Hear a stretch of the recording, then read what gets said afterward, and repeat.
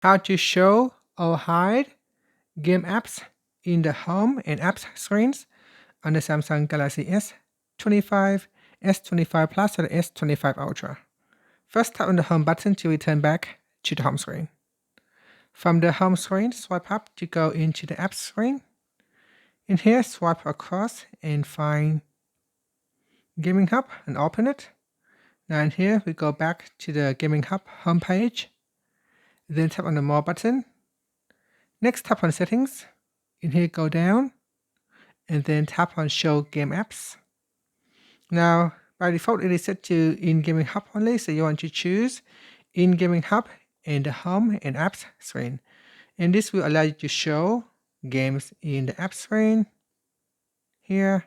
So you can show games in the app screen, or you can have it showing on your home screen. If we go back in here and choose In Gaming Hub only, you can see on the home screen as well as in the app screen, it will hide the games. And that's it. So that is how you can show or hide games on the app screen or on the home screen on the Galaxy S25 series. If you find this video helpful, please like and subscribe to my channel for more videos.